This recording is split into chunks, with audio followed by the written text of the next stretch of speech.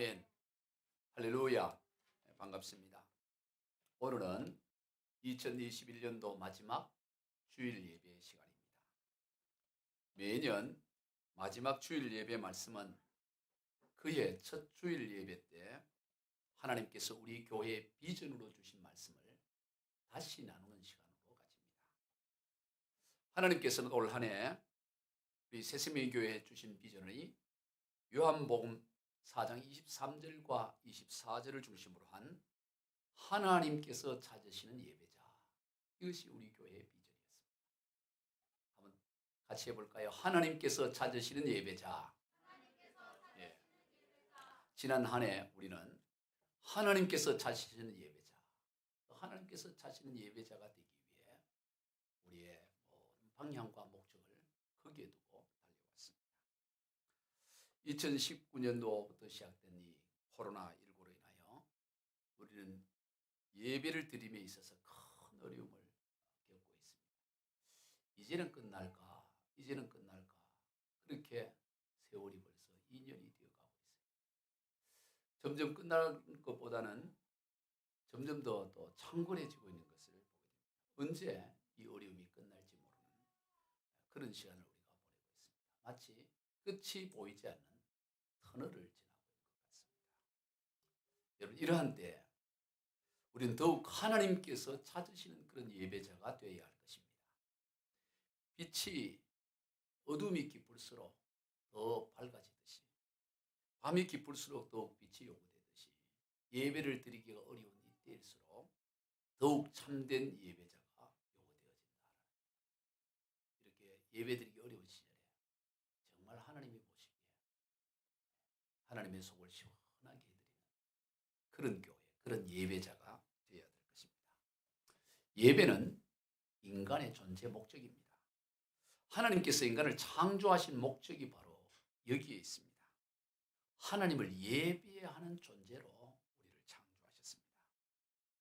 그래서 동서고금을 막론하고 인간이라면 다 예배를 하려고 합니다. 거의 본능적으로 예배를 하려고 하죠. 마치 이것은 거북이가 저 바다에서 떠나 육지에서 알을 낳고 부화를 했을 때 그 부화된 새끼 거북이가 바다를 향해 본능적으로 나아가는 것과 같아요. 바다로 가지 않고 얼마든지 산으로 갈 수 있고 들로도 갈 수 있는데 전부 한 마리도 예외 없이 전부 바다를 향해 거북이가 아장아장 걸어가는 거예요. 거기에 보면은 천적들이, 포식자들이 기다리고 있습니다. 그래서 많이 잡아먹히기도 해요. 그 포식자가 없는 반대로 가면 될 것 같은데 포식자가 그 해변에서 기다리고 있는데 거기를 그렇게 다 하나도 예외 없이 그렇게 가요. 왜 그렇습니까? 거북이는 본래 바다에서 살도록 그렇게 하나님이 창조해 놨기 때문에 본능적으로 그렇게 가는 것이다. 그리고 바다에 들어가야 피로써 만족을 누리는 것입니다. 여러분, 우리네 인생도 마찬가지입니다. 본능적으로 예배 대상을 찾고 본능적으로 예배 의식을 행하는 것입니다. 아무리 깊은 그 밀림 한가운데 사는 미개한 종족이라 하더라도 그 다큐멘터리 이렇게 보면 그 자기 나라 그 글도 없는데도, 그런데도 거기에 보면 다 예배를 드려요. 나름대로 종교의식을 다 행합니다. 종교의식을 행하지 않은 미개 종족은 하나도 없어요. 큰 바위를 향하든 나무를 하든 하다못해 해나 달을 향하든 아니면 짐승을 향하든 뭐를 향해서라도 예배를 하지, 예배를 하지 않는 종족은 인류에 어디에도 없는 거예요. 인간을 하나님께서는 예배하는 존재로 창조하셨기 때문이다. 그러므로 하나님을 예배하기 전까지는 우리 인생은 참된 만족과 참된 행복에 이르지 못합니다. 하나님을 예배하기 전까지는 다 가짜 행복, 가짜 만족에 머물러 있는 거예요. 그래서 성 어거스틴은 바울 이후로 가장 위대한 사상자라고 하는 기독 사상가인 성 어거스틴은 그의 유명한 고백록이라는 그 책에서 제1권 1장 제일 처음에 그가 뭐라고 말했냐면, 당신은 우리 인간의 마음을 움직여 당신을 찬양하고 즐기게 하십니다. 당신은 우리를 당신을 향해 살도록 창조하셨으므로 우리 마음이 당신 안에 쉴 때까지 평안하지 않습니다. 그렇게 시작을 합니다. 하나님께서 우리 인생을 하나님을 향하여 살도록, 하나님을 예배하며 살도록 창조하셨기 때문에 우리가 하나님 안에 거할 때까지는 편안하지 않다라고 그렇게 고백록 처음을 그렇게 시작해요. 거북이는 바다에 들어가 살도록 창조되었기 때문에 바다에 이르기 전까지는 평안함이 없습니다. 바다에 이르지 않는 평안은 가짜 평안이에요. 거북이에게 최고급 이태리 침대, 최고 좋은 그 비단 이불을 덮어줘도 만족하지가 않아요. 제일 좋은 그 먹잇감을 줘도 거기서는 만족이 없습니다. 천적이 득실거리는 바다에 가야 그래도 만족한 거예요. 바다에 가야. 왜?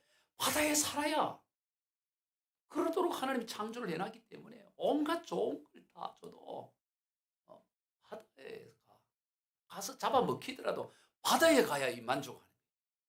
왜요? 하나님 그래 창조했기 때문에. 여러분 우리 인생도 마찬가지예요. 하나님 안에 거해야만 우리 인생이 만족이 있는 거예요. 온갖 부귀영화 다 해도요. 최고의 인기를 얻고 최상의 권력을 얻고 최고에도 돌아서면 허무한 거예요. 내가 이러려고 이 자리에 이르는 허무하기 그지없습니다. 가진 것이 없어도 우리 하나님 안에 거하게 되면 내 잔이 넘치나이다. 내가 부족함이 없으리로다 고백할 수 있는 인생이 되는 거예요. 왜? 하나님께서 우리를 그렇게 창조하셨기 때문인 것입니다. 여러분 창세기에 기록된 노아의 홍수가 왜 일어났습니까? 왜 노아의 대홍수가 일어났습니까? 하나님을 예배하며 살아가야 될 인간들이 하나님을 떠나 세상 가운데 세상 부귀영화, 세상 쾌락 거기에 다 빠져 있으니까 하나님이 안타까운 거예요. 하나님이 그냥 두고 볼 수가 없었습니다. 창세기 6장 5절로 6절을 같이 읽어봅니다. 여호와께서 사람의 죄악이 세상에 가득함과 그의 마음에 생각하는 모든 계획이 항상 악한 뿐임을 보시고 땅 위에 사람 지으셨음을 한탄하사 마음에 근심하시고 하나님이 보니까 이 인간들이 하나님을 예배하며 살도록 창조하시는데 하나님을 예배하지 않고 세상 부귀, 세상 쫓아 살아가는 걸 보니까 하나님이 한탄을 하는 거예요. 한탄. 여러분 이 노아 시대에 하나님이 한탄한 이 한탄이 오늘 이 시대를 봐도 하나님이 한탄스러운 거야. 왜 그래 살아가냐? 그래 살아가냐? 너는 예배하도록 내가 창조해 놨는데 뭐를 하고 그래 살아가냐고 하나님이 한탄하는 존재가 되었어야 되겠어요. 그래서 하나님께서는 새롭게 역사를 시작하는 거예요. 새롭게 노아와 그리고 그의 자손들을 통해 예배하는 그 노아의 가족을 통해 새롭게 시작합니다. 노아는 다른 것이 달랐던 것은 하나님을 예배하는 사람이었어요. 그래서 대홍수가 끝난 다음에 방주에 나와서 1년 이상의 세월을 방주 안에 갇혀 있잖아요. 여러분 우리가 자가격리 열흘만 돼도 얼마나 답답해요. 열흘만 해도 370여일을 방주 안에 1년 이상을 방주에 있었어요. 갇혀 있어요. 그런데 거기서 나왔을 때 야호 뭐 이렇게 하면서 이래야 될 텐데 방주에 나오자마자 제일 먼저 한 게 뭔지 아세요? 창세기 8장 20절 시작. 노아가 여호와께 제단을 쌓고 모든 정결한 짐승과 모든 정결한 새 중에서 제물을 취하여 번제로 제단을 드렸더니 제일 먼저 한 게 뭐였냐? 제사부터 하나님 앞에 예배부터 하는 거예요. 제일 먼저 하나님 앞에 예배부터 드리는 것입니다. 여러분 하나님께 예배 드리는 이유는 단순한 종교 행위가 아니에요. 인간의 가장 기본적이고 가장 근본적인 존재 목적을 이루는 것입니다. 사람과 짐승의 근본적인 차이가 바로 예배에 있어요. 뭐 말을 하느냐 뭐 하느냐 두 발로 걸어다니냐 손을 쓰냐 그건 부수적입니다. 짐승과 인간의 가장 본질적인 차이가 어디냐? 예배하는 존재냐 그렇지 않느냐 하는 것입니다. 사람이 다른 동물과 근본적으로 다른 것은 하나님께 예배한다는 거예요. 여러분 세상 어디에도 세상 어떤 동물도 하나님께는 물론이요 그 대상이 무엇든지 예배하는 그런 짐승은 없어요. 여러분 세상에 이러한 일 여러분 보시나요? SBS에서 동물의 세계 동물의 왕국 아무리 쳐다봐도 아무리 세상에 이런 일이 신기하다 그래도 개가 나와갖고 오늘 성탄 메리 크리스마스 하면서 이렇게 예배하는 개가 없어요. 예배하는 복날 우리 선조들이 많이 떠나셨는데 이날 우리가 좀 음식하면서 이런 기회가 없어. 이런 기회가 어디도 이 예배하거나 이런 짐승은 하나도 없어요. 그저 먹는 데만 초점을 맞춰. 짐승과 인간의 차이가 어디에 있느냐? 예배의 차이가 있는 것입니다. 근본 차이가 예배에 있습니다. 그러면 우리가 어떻게 예배를 드려야 할까요? 먼저 예배의 형식이에요. 하나님이 예배하는 자를 그렇게 찾고 계시는데 어떻게 우리가 하나님께서 찾으시는 예배자가 될 거냐? 먼저 형식적인 면에서 함께 드리는 예배. 따라해 봅시다. 함께 드리는 예배이다. 예. 함께 드리는 예배자를 하나님 찾아요. 요즘 코로나19로 인하여 비대면 예배라는 말이 아주 익숙해졌어요. 비대면 예배. 예전에 듣도 보도 못한 얘기예요. 예전에 무슨 비대면 예배라는 말 들어본 적이 없어요. 얼굴과 얼굴을 대하지 않고 온라인으로 이제 드린다는 거죠. 이거는 코로나19로 궁여지책으로 생겨난 예배 형식입니다. 그러나 이것은 결코 정상적인 예배가 아니에요. 바이러스 확산을 막기 위해서 어쩔 수 없이 궁여지책으로 드리는 예배를 드리죠. 그런데 이 비대면 예배를 드린다 하더라도 지금 우리 영상으로 지금 나가고 있잖아요. 비대면 예배. 드린다 하더라도 반드시 그 바탕에는 함께함이 있어야 되는 것입니다. 온라인으로 드려도 지금 여기 나오지는 못했지만 그 온라인 가운데 지금 함께 호흡하며 우리 함께 새세미 교회 식구들이 함께 드린다는 이게 바탕이 없이 그냥 아무데 라디오 틀고 TV 틀어놓고 예배 드리는데 그거는 예배가 아니에요. 그냥 구경하는 거죠. 구경 그 뭐 예배를 드리는 거예요. 뭘 드리기는 뭘 드려 그냥 보는 거지. 반드시 그 바탕에는 함께함이 있어야 돼요. 여러분 예배는 그저 혼자 하는 종교의식이 아닙니다. 뭐 혼자 도 닦고 이거 하는 게 아니에요. 언제나 함께함을 바탕으로 하고 있습니다. 언제나 공동체 가운데 드려지는 게 예배예요. 예배는 공동체 가운데 드려져요. 이걸 놓치면 안 돼요. 물론 그렇다고 해서 이 코로나 전국에 오직 우리는 막 고집 부리고 우리는 대면 예배만 드려야 된다. 그 말은 아닙니다. 그러나 분명한 것은 지금 이 코로나 바이러스로 인해서 어쩔 수 없지만 이게 정상적인 예배는 아니다. 이 비대면 예배가. 이거를 잊어서는 안 되는 것입니다. 어느 유명한 목사님이 이름만 대도 아는 목사님이 저도 참 존경하는데 이분이 지금 온라인 예배, 비대면 예배야말로 제2의 종교개혁이다. 그런 말씀을 했어요. 그래서 제가 이 존경을 철회했습니다. 그동안 존경했는데 철회했어요. 여러분 결코 그렇지 않아요. 사도행전 1장에서 예수님께서 십자가의 죽으심을 당하시고 그리고 이제 얼마나 지금 이 시국이 엄혹합니까? 예수님이 죽음을 당 십자가에 죽었어요. 그런데도 불구하고 예수님이 뭐냐? 너희들 한 곳에 모여 있으라. 한 곳에 모여 기도하고 떠나지 말라고. 그래서 120명의 사람들이 예수님이 십자가에 죽는 이 처참한 상황 가운데서 흩어지지 않고 한 곳에 모여서 하나님을 예배하며 기도하기 시작합니다. 아니 우리 생각에는 이 어려운데 예수님이 죽었는데 빨리 흩어져서 숨어 있어야지. 그게 더 안전하지. 왜 그렇게 한 곳에 모여 있을 수 있냐 이 말이죠. 그런데 이들이 함께 모여서 하나님을 찬미하고 하나님께 예배해요. 120명의 사람이 적은 수가 아니잖아요. 들킬 수 있잖아요 금방. 자 우리 사도행전 2장 46절 한번 읽어보시죠. 시작. 날마다 마음을 같이하여 성전에 모이기를 힘쓰고 집에서 떡을 떼며 기쁨과 순전한 마음으로 음식을 먹고 하나님을 찬미하며 또 온 백성의 칭송을 받으니 주께서 구원받는 사람을 날마다 더하게 하시나. 아니 지금 예수님이 죽은 지 며칠 됐다고 지금 날마다 모여서 예배드리대 예배. 우리 생각에 빨리 숨고 어디 피해서 조용하게 그래야 될 것 같은데. 심지어 사도행전 12장에 보면 그 예수님의 제자 가운데 리더인 그 야고보가 목이 잘리는 참수를 당해요. 그리고 이제 또 하나의 리더인 이 베드로도 이제 날이 새면 목이 잘려지는 참수. 여러분 사람을 목을 잘라서 죽인다는 이게 얼마나 참 무서운 일이에요. 그렇게 막 죽여요. 그때 그럼 어떻게 될까요? 다 어디 숨어 있어야 되지 않겠어요? 피해서 다 흩어지자. 그런데 어떻게 하냐? 사도행전 12장 5절 시작. 이에 베드로는 옥에 갇혔고 교회는 그를 위하여 간절히 하나님께 기도하더라. 간절히 교회가 모여 기도해요. 물론 교회라 그래서 요즘 전에 십자가 달고 이런 게 아니죠. 다락방에서 모이는 게 다락방이에요. 그래서 베드로가 거기서 하나님의 사자로 말미암아 풀려났을 때 지금 그의 동역자들이 어디 있는지 금방 알고 찾아가잖아요. 찾아가서 문을 두드리지 않습니다. 그 내용이 사도행전 12장에 나와요. 어디 지금 다 모여있는지 베드로는 알고 있는 거예요. 우리 생각에 그 상황 되면 다 숨어 있어야 될 것 같은데 모여서 간절히 기도하는 거예요. 하나님, 베드로 사도 좀 살려달라고. 그리고 하나님의 역사로 나오는 것을 보게 되는 것입니다. 여러분, 예배는 하나님의 백성들이 함께 드린 의식이다. 이걸 함께 드리는 게 예배라는 걸 알아야 돼요. 이 땅에서 드린 예배는 천상에서 드릴 예배의 모형입니다. 이 원형은 뭐냐? 예배의 원형은 천국에서 드려지는 거예요. 천국에서 그 예배 드리는 모습이 요한계시록에 아주 자세히 나와 있습니다.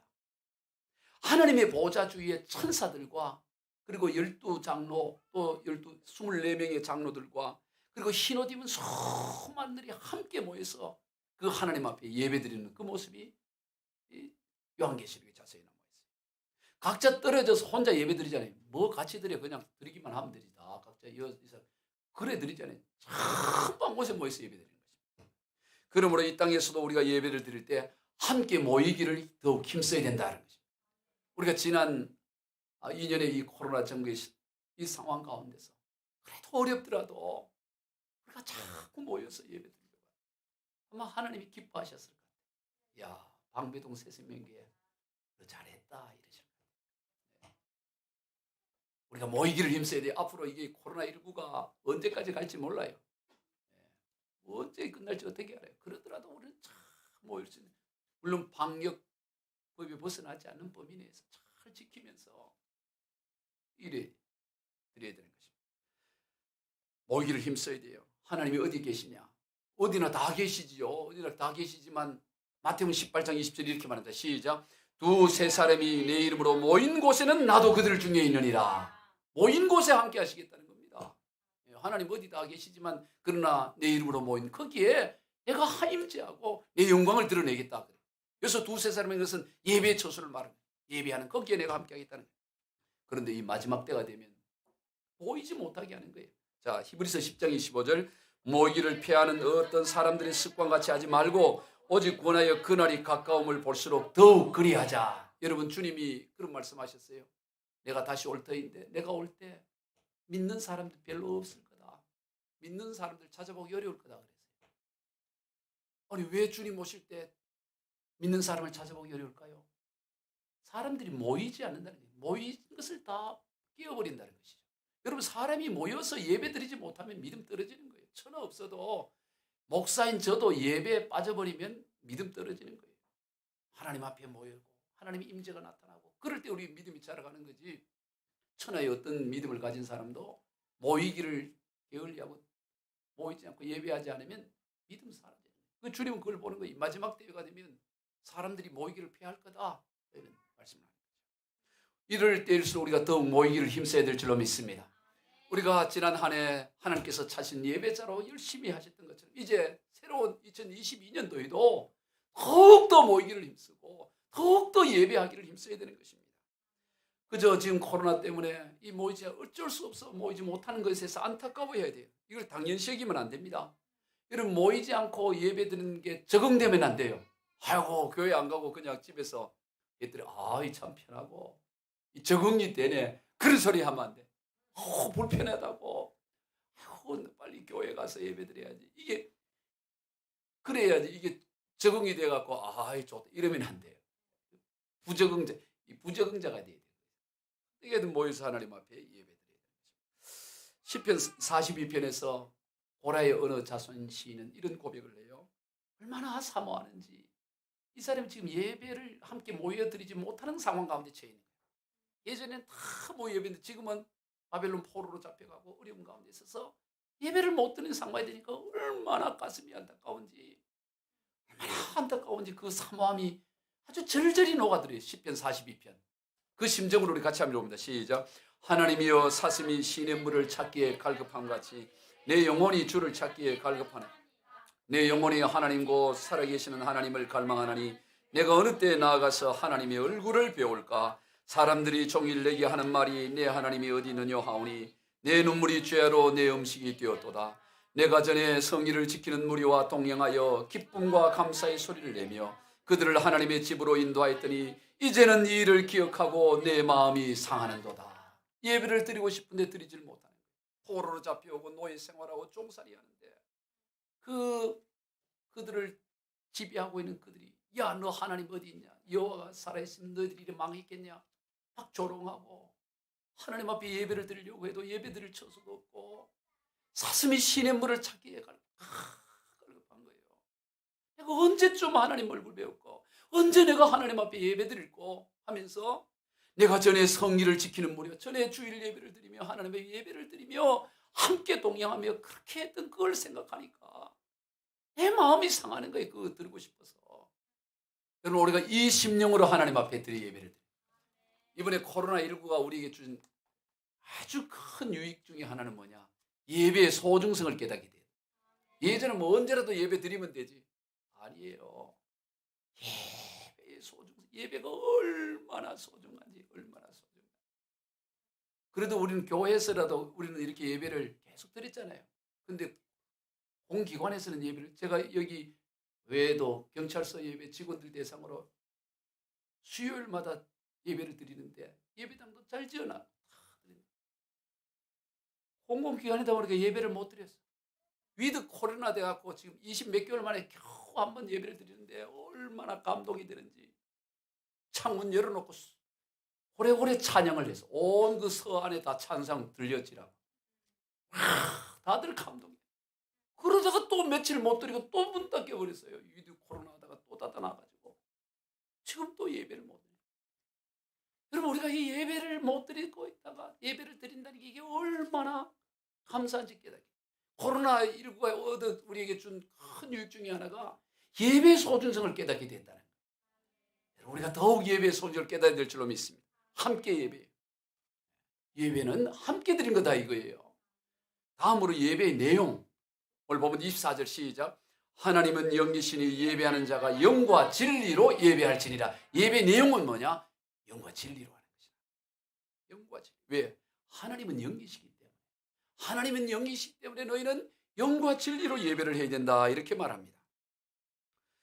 오늘 본문의 이 내용의 이 말씀은 한 사마리아 여인이 예수님과 대화하는 가운데서 이루어진 말씀입니다.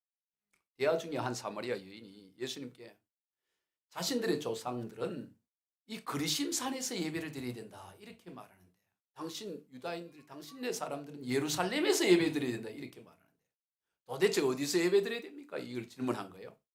왜냐하면 남북이 나누어지고 북이스라엘과 남유다가 나누어지고 그랬을 때 이 북이스라엘 사람들은 그리심산에서 예배 드리면 돼. 이렇게 했는데 남유다 사람들은 아니야. 예배는 예루살렘에서 드려야 돼. 그 예배 어디서 드려야 됩니까? 이렇게 물은 것이죠. 그랬더니 예수님이 뭐라고 하느냐면 요한복음 4장 21절 시작. 예수께서 이르시되 여자여 내가 말을 믿으라. 이 산에서도 말고 예루살렘에서도 말고 너희가 아버지께 예배할 때가 이르니라. 뭐라 얘기냐면 야, 이 예루살렘에서 드리느냐 그리심산에서 드리느냐 이게 중요한 게 아니고 너희들이 참으로 바르게 드릴 예배가 있다. 그러면서 하신 말씀이 하나님은 영이시기 때문에 어떤 물리적인 어떤 그런 것이 중요한 것이 아니고 하나님은 영이시기 때문에 너희가 영과 진리로 예배를 드려야 돼. 이 얘기를 하는 것이죠. 여러분, 여기서 영으로 예배를 드린다는 게 뭘까요? 우리가 하나님 앞에 예배를 드려 영으로 드려야 돼. 이 영이라는 것은 그 헬라어로 푸뉴마라는 뜻이에요. 이 푸뉴마라는 것은 성령을 또 푸뉴마로 해석합니다. 성령. 또 사람의 영도 푸뉴마예요. 자, 그럼 여기서 우리가 이 푸뉴마로 예배를 드린다는 것은 성령을 힘입어 성령의 인도하심을 따라 예배를 드려야 된다. 이렇게 해석하는 경우도 있어요. 그러나 그 본문 전체 문맥에 보면 이것을 성령으로 해석하기보다는 사람의 영으로 해석하는 것이 더 문맥에 맞다고 봅니다. 즉 하나님은 영이시기 때문에 사람도 영으로 예배를 드려야 된다 이 말이죠. 어떤 그리심산이냐 예루살렘이냐 이런 어떤 물리적인 공간 이게 핵심이 아니고 하나님이 영이시기므로 사람도 너희도 영으로 예배를 드려야 된다 이 말이에요. 영이라는 게 그럼 뭐냐? 영으로 예배를 드리는 영이라는 것은 사람의 마음과 중심을 말하는 것입니다. 영은 사람의 중심과 마음을 말하는 거예요. 즉 하나님 앞에 너희가 그 모양으로 그게 중요한 게 아니고 물론 그 모양도 갖춰야 되겠지만 너희 온 마음과 정성과 중심을 들여서 예배를 드려야 돼. 이 얘기인 것이죠. 하나님은 영이시니까 너희도 그런 영으로 예배를 드려야 된다는 것입니다. 그러지 않으면 예루살렘에서 드리냐 어디서 드리냐 그건 중요하지 않다는 거예요. 그냥 형식적인 예배 그게 문제가 아니라는 거예요. 너희가 온 마음과 정성 그 영으로 그렇게 예배 드려야 된다는 거예요. 여러분, 왜 이스라엘이, 북이스라엘은 아수르 제국에서, 남유다는 바빌론 제국에서 왜 나라가 망했습니까? 저들이 하나님을 믿는 서민인 그 출애굽한 그 이스라엘 백성들이 왜 나라가 쪼개지고 망했어요? 저들이 어떤 대외 정책을 잘못하고 외교 정책에 실패라든가 군사력이 약해서라든가 왕이 정치를 못해서가 아니고 가장 본질적인 것은 뭐냐? 저들이 예배를 하나님이 원하시는 내용과 방식의 예배를 드리지 않았던 게 이게 실패의 원인이에요. 예배를 드리지 않았던 게 아닙니다. 예배를 드렸어요. 저들 아주 열심히 예배를 드렸습니다. 그러나 하나님이 원하는 내용의 예배가 아니었던 거예요. 형식으로만 드린 예배였다는 것입니다. 이사야 1장 11절부터 13절 같이 읽어봅니다. 여호와께서 말씀하시되 너희의 무수한 재물이 내게 무엇이 유익하뇨? 나는 숫양의 번제와 살찐 짐승의 기름에 배불렀고 나는 수송아지나 어린 양이나 숫염소의 피를 기뻐하지 아니하노라. 너희가 내 앞에 보이러 오니 이것을 누가 너희에게 요구하였느냐? 내 마당만 밟을 뿐이니라. 헛된 재물을 다시 가져오지 말라. 분향은 내가 가증히 여기는 바요 월삭과 안식일과 대회로 모이는 것도 그러하니 성의와 아울러 악을 행하는 것을 내가 견디지 못하겠노라. 여기 11절에 보면 너희가 무수한 재물, 엄청난 재물을 가지고 하나님 앞에 재물을 가지고 예배를 드린 거예요. 다 열심히 했는 겁니다. 열심히 했는데, 그런데 너희 속에는 뭐가 있느냐? 온 마음과 정성, 하나님을 향한 참된 그 영으로 드린 예배가 아니고 껍데기만 열심히 했다 이거죠. 그 너희들이 마당만 밟고 가는 것뿐이었다는 거죠. 그래서 하나님이 내가 견디지 못했구나. 13절에 내가 견디지 못하겠다. 야. 여러분, 오늘 우리 예배가 하나님 앞에 드린데 하나님 보기에 그런 예배 하지 마. 그런 예배를 하려면 하지 마. 내가 견디지 못하겠어. 그런 예배가 되면 안 되는 거예요. 야, 예배 참, 너희들 예배 보니 내 어깨가 올라가는구나. 덩실덩실 춤을 추는구나. 야, 너 찬양 참, 예진아, 너 찬양 참 예쁘게 하는구나. 너희들 참 잘하는구나. 그런 하나님이 기뻐하는 그런 예배가 돼야지. 힘들다 힘들어. 이러면 안 돼요. 우리가 정말 하나님이 기뻐하는, 우리 온 마음과 정성을 드리는 그런 예배가 돼야 돼요. 어떤 부부가 주일 예배를 마치고, 오늘 저녁에 이렇게 주일 예배를 마치고 집으로 돌아가는데 자동차 안에서 먼저 운전대를 잡은 남편이 막 불평을 하기 시작하는 거예요. 아니, 오늘 목사님 설교가 그게 말이지. 엉망이 엉망. 목사님 뭐 하고 일주일 뭐 하다가 지금 그런 죽기나 쓰고 있냐. 하나도 은혜도 안 되고 했던 말 또 하고 또 하고. 지금 여러분이 그 생각하고 있는지 모르겠어요. 엉망이네. 이 설교도 엉망이. 내가 해도 저거보다 더 잘하겠어요. 그랬더니 옆에 탔던 부인이, 아이고 여보, 설교도 엉망이지만 오늘 그 찬양하는 거 봤어? 특송 뭐 입은다 이라고 하는데 뭐, 아이고 음도 다 틀리고 반주자는 반주자대로 틀리고 뭐 이게 엉망이 엉망. 아이고 참 듣기가 거북해. 차라리 내가 혼자 독창하고 싶었어. 그거 부인도 막장구를 치면서 막 원망하고 불평하는 거예요. 예, 그 따위 예배를. 그랬더니 뒷자리에 앉아있던 초등학생 아들이, 엄마 아빠 그럼 1,000원 내고 드리는 예배가 그 정도지. 1,000원 드리고 어제 토요일날 영화관 몇만 원 주고 영화관은 재밌었잖아. 몇만 원 드리니까 재미있지. 그 1,000원짜리 예배가 그런 거지. 뭘 그걸 갖고 그러냐 그러더라고요. 그래서 이 부부가 회개하고 그 다음부터는 열심히. 여러분, 그냥 우리가 그냥 목사 설교 잘하나 보자 오늘. 그래요 안 돼. 그러면 안 돼. 성가대 얼마나 잘하나, 뭐가 틀렸나, 그러면 안 돼요. 참 온 마음으로 온 정성으로 그렇게 드려야 거기에 은혜가 있고 하나님이 기뻐하는 줄로 믿습니다. 이 내용에 영으로 드리는 예배, 온 정성 마음으로.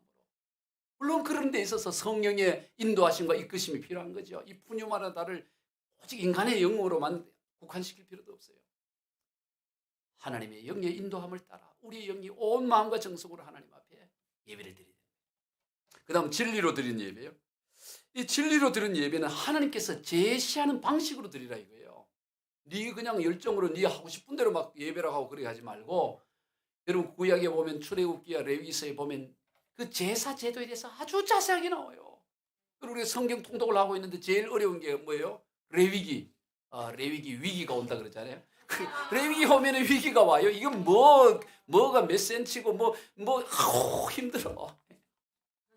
출애굽기 레위기 막 성소 자 몇 잔이 해보면 설교하는 나도 힘들어요. 이게 이렇게 복잡하게 해놔. 왜 그랬을까요? 하나님이 원하시는 방식대로 드려야 돼. 니들이 드리고 싶다고 니 원하는 대로 하는 게 아니고 하나님이 제시하는 방식대로 드려야 그래야 된다는 걸 말씀하는 거예요. 즉 다시 말해서 하나님이 원하는 방식이 뭐예요? 오늘 본문 요한복음 4장 22절 시작. 너희는 알지 못하는 것을 예배하고 우리는 아는 것을 예배하노니 이는 구원이 유대인에게서 남이라. 즉 알지 못하고 열심히 드린다고 되는 게 아니고 아는 것. 근데 그 아는 게 뭐냐? 구원이 유대인에게서 난다. 이게 무슨 말일까요? 메시아 되신 예수 그리스도께서 유대인으로 오신다. 다윗의 후손으로 유다의 후손으로 오신다는 것입니다. 즉 다시 말해서 진리로 드리는 예배라는 것은 뭐냐? 바로 예수가 그리스도이심을, 유대인으로 오신 메시아 되신 예수 그리스도를 중심으로 드리는 예배를 말하는 거예요. 예수님께서 친히 말씀해 내가 곧 길이요 진리다. 진리로 드리는 예배는 예수 그리스도를 중심, 예수 그리스도를 바라보며 드리는 예배를 말하는 것입니다.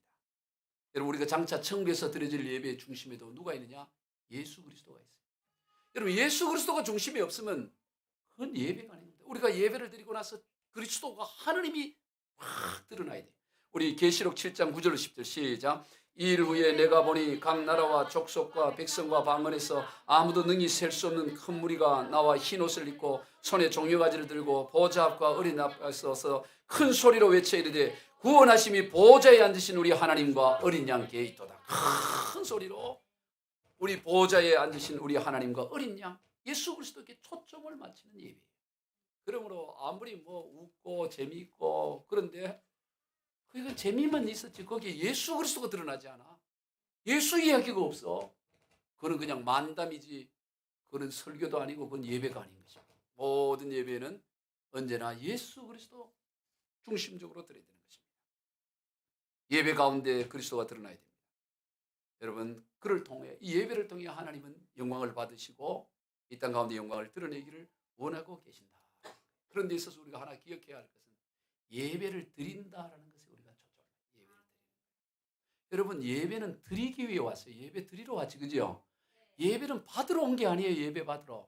여러분 예배의 목적은 은혜 받는 데 있지 않습니다. 착각을 해요. 우리는 자꾸 은혜 그러다 보니까 은혜 받아야지. 오늘 예배가 있어. 은혜 받아야지. 은혜 받는 게 마치 예배의 목적인 것처럼 착각을 해요. 은혜 받는 게 목적이면 자기 자신이 예배 중심이 된다는 거 아니겠어요? 예배는 뭐냐? 하나님 앞에 드리는 거예요. 드리는 거. 하나님 앞에 드리면은 예배는 드리는 거니까 드리다 보면 은혜는 그 부산물로 그 다음 그냥 이어져 오는 거지. 은혜 자체가 목적이 아니다 이인 거죠. 뭐든지 하나님 앞에 드리는 거. 하나를 더 드리는 거. 시간을 드리고 나의 생각을 드리고 물질을 드리고 그리고 나의 상한 마음을 드리고 자아를 드리고 나의 모든 것을 드리는 거에 초점이 있는 거예요. 오늘도 하나님 앞에 내가 드리러 가야지. 하나님 앞에 내 마음을 드려야지. 내 정성을 드리고 내 시간과 물질을 드리고 드리는 데 초점을 맞춰 예배가. 그러면 하나님 앞에 드렸는데 하나님이 받기만 하고 입을 닦으시는 분이 아니에요. 하나님은 받은 것에 천배 만배로 베풀어 주시는 거죠. 드려야 된다는 데 초점이 있는 것입니다. 그런 자를 하나님이 찾고 계신다. 하나님은 하나님 예배를 드리려고 하는 그 사람을 애타게 찾고 계십니다. 모든 삶의 우선과 중심이 우리 예배에 드려야 되는 것입니다. 여러분 시간이 있어서 드린 게 아니에요. 할 일이 오니 좋은데 예배는 한번 드려볼까? 그러지 말아요. 시간이 없어서 드린 게 아니에요. 시간을 내어서 드리는 거예요. 시간. 돈이 요즘 좀 남아도 오는데 한번 교회가 어려운데 상가교회인데 그래 하지 말라고요. 그러면 하나님 견디지 못하겠노라. 그런 헌금하지 마. 너 목사는 좋아할지 모르지만 나는 안 좋아해. 하나님은 정말 마음이 있는 걸 드려. 마음이 있는 거. 물질이 있어서 드린 게 아니라 하나님께 물질을 먼저 드리는 거예요. 구별해서. 하나님 우리에게 최상의 것을 원하고 최고를 원하는 거지 아무 것이나 그냥 막 이런 걸 하면 최선의 것을 드리고, 그리고 드리고 나서도 다 어차피 하나님으로부터 받은 거 아니겠어요? 마치 아무것도 안 드린 것처럼 그렇게 가야 되는 것입니다. 그가 바로 하나님께서 찾으시는 예배제예요. 우리는 언제나 하나님께 나아가 예배드리기를 즐겨와요. 근데 문제가 생기면 문제 해결하고 예배드린 거 아니에요. 그냥 문제 가지고 예배하라고. 주님이 그랬어요. 수고하고 무거운 짐진 자들아 그 문제 좀 해결해 놓고 와라. 이렇게 하질 않았어요. 그냥 수고하고 무거운 짐 그대로 갖고 와라. 그대로 이거 가지고 와라. 이거 다 담배 못 끊었니? 끊고 와야 돼. 옆에 김 집사가 싫어해. 그러지 않아. 그냥 피우더라도 와. 그 대신 교회에서는 피우지 마. 이렇게 참고. 그냥 그 무거운 짐, 문제 있으면 그거 갖고 그냥 하나님 앞에 그 문제 때문에 나가네. 문제 때문에. 또 좋은 일이 있어요. 좋은 일이 있고 또 좋은 일을 가지고 나가는 거예요. 좋은 대로, 어려운 대로 그거 갖고 주님 앞에 나가는 거예요. 우리의 삶은 다 예배하자고 우리가 사는 거예요. 여러분 왜 돈 벌어요? 예배하려고 돈 버는 거예요. 왜 밥 먹어요? 밥 먹고 예배하려고. 돈 벌어서 예배야. 하나님, 왜 우리 인생을 하나님이 예배하는 존재로 창조했기 때문에, 예배하는 존재로 창조했기 때문에 돈을 벌든 뭘 하든 다 예배하기 위해서 하는 거죠. 더 나은 예배, 더 열심히 예배, 더 하나님 앞에 드리기 위해서 예배하는 거예요. 우리도 다 보면 일하다가 에이 다 먹자고 하는 일인데 먹고 합시다 이러잖아요. 그런 말 하죠. 먹고 합시다. 근데 일을 너무 많이 해요. 그러다가 돈이 막 벌려지고 하다가 못 먹어갖고 굶어 죽어버렸어. 아이고 그럼 어떻게 되겠어요? 그거 얼마나 안타까운 일이에요. 다 먹자고 해야 하는데 먹자고 다 이 돈 버는데 돈 벌다가 먹지 않고 죽어버리면 그거 얼마나 돼? 우리가 예배 드리자고 돈 벌고 예배 드리자라고 다 일을 하고 공부하고 하는 거예요. 그런데 그 예배 안 드리고 그거 뭘 하는 게 뭔 의미가 있겠어요? 하나님 예배자를 찾습니다. 예배의 성공이 인생의 성공이에요. 예배의 실패가 인생의 실패입니다. 인생은 예배에 달려 있습니다. 예배가 회복되면 인생이 회복돼요. 이게 신기해요. 여러분 다 망해도 다 부도나고 다 망해도 예배 자리 나가면 거기서 살아나는 역사가 일어나요. 이거는 뭐 수만 수천 지난 2000년 역사 아니 그 전부터 그게 다 검증된 거예요. 아니 지금 망했는데 지금 예배 드릴 시간이 어디 있냐고. 지금 예배 갖고 지금 다 지금 망해버렸는데 그 어리석은 생각이 망했는데도 아무 길이 없는데도 예배 자리에 가면 회복의 역사가 일어나요. 왜 그런지 알아요? 하나님이 살아계시기 때문에. 우리 하나님은 창조주 하나님이기 때문에.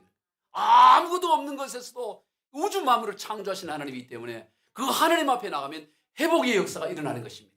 길이 아무것도 없는 것 같은데도 하나님이 예배 자리에 나가면 전혀 그전에는 없던 길이 전혀 창조적인 길이 열려지는 역사.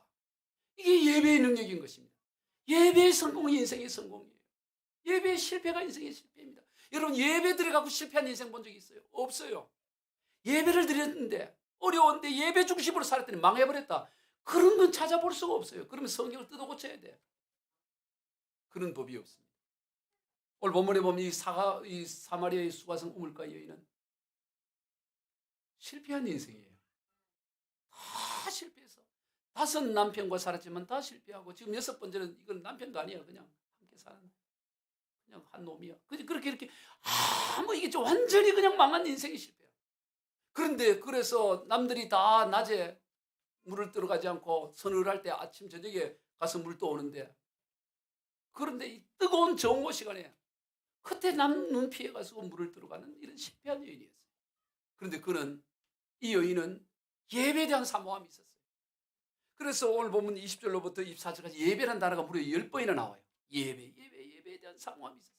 이 여인은 다 실패했는데 예배를 못 드리고 예배에 대한 사모함이 있었습니다. 그를 우리 주님이 찾아가신 거예요. 다 망한 이 여인, 그를 주님이 찾아가서 그를 만나기 시작합니다. 그랬더니 이 여인에게 기적이 일어나요. 그전에는 남들 피해갖고 눈 피해갖고 다니고 이랬던데 이 물동이를 버려두고 이제 사람을 찾아가기 시작합니다. 사람을 피하던 인생에서 사람을 만나러 달려가기 시작해요. 야, 이 인생이 이렇게 바뀌어져요? 우리 요한복음 4장 28절 시작. 여자가 물동이를 버려두고 동네로 들어가서 사람들에게 이르되, 동네로 들어가서 동네 사람들이요 하고 사람을 찾아가는 인생이 회복되어지는 인생이 돼요. 여러분 예배가 회복되면 인생이 회복되어집니다. 한번 따라해 봅시다. 예배가 회복되면 인생이 회복된다. 이 신비합니다. 신비해요. 느헤미야서를 보면 지도자 느헤미야가 이 성벽이, 예루살렘 성벽이 무너져서 140년 동안 무너져서 누구 하나 그걸 세울 여력이 없었을 때 느헤미야가 일어나서 성벽 재건하자고 하면서 제일 먼저 뭐를 재건하느냐? 양이 드나든, 예배를 위해서는 제물이 필요하고 제물에 양이 드나든 양문을 제일 먼저 재건하면서 거기서부터 출발해서 한 바퀴 돌려서 양문에서 끝납니다. 즉 다시 말해서 성벽을 재건할 때 예배에서 시작해서 예배로 끝내요. 그랬더니 140년 동안 모한 일을 52일 만에 재건을 하는 역사가 일어납니다. 이야, 이 놀라운 일이에요. 140년 동안 모아둔 이 성벽 재건을 이 느헤미야가 예배 회복하면서 나갔더니 52일 만에 딱 재건하고 봉헌식을 합니다. 예배의 회복이 인생의 회복입니다. 하나님께서는 오늘 또 예배하는 자를 찾고 계세요. 예배는 거룩한 삶 이상입니다. 흔히 여러분 삶이 중요하다 그러죠. 삶이. 맞는 말이죠. 삶이 예배가 되어야 된다. 맞는 말입니다. 100% 동의합니다. 그러나 그 전에 이렇게 함께 모여서 영과 진리로 드리는 예배가 있어야 돼요. 그러지 않고는 삶이 예배가 되지 않습니다. 나는 삶으로 예배를 드린다. 그 말이 안 맞는 얘기야. 변명이야. 이런 기본적인 이 덧셈 뺄셈도 모하면서 나는 미분 적분을 풉니다. 뭐 덧셈 뺄셈 그런 거는 모르지만 미분 이런 건 내가 풉니다. 그 말이 안 되잖아요. 예배는 결코 여러분 부담이 아니에요. 하나님의 임재와 영광을 누리는 가장 복된 자리인 것입니다. 여러분 우리 그리스도인들이 누리는 최고의 복 중에 하나가 예배할 수 있는 특권을 누렸다는 거예요. 이건 아무나 할 수 있는 자리가 아니에요. 예배 자리에 나와 예배한다는 게 이게 얼마나 영광스러운지 모릅니다. 우리 모두 그 무엇보다 하나님께서 찾으시는 그런 참된 예배자, 올 한 해 우리가 그렇게 예배를 드렸고 내년 2020년도에도 정말 하나님께서 찾으시는 그런 예배자가 다 되시길 주 예수 그리스도 이름으로 축원드립니다. 기도하겠습니다. 하나님 아버지 감사합니다. 오늘 2021년도 정말 하나님께서 찾으시는 그 예배자가 되기 위해 우리가 어려운 시국 가운데도 예배를 향해 우리가 나아갔습니다. 하나님, 올해 그렇게 하나님께서 기뻐하시는 예배자의 삶을 살았던 것처럼 2022년도 앞으로도 더욱더 하나님께서 찾으시는 예배자가 되게 하여 주옵소서. 감사하고 축복하며 예수님의 이름으로 기도드리옵나이다.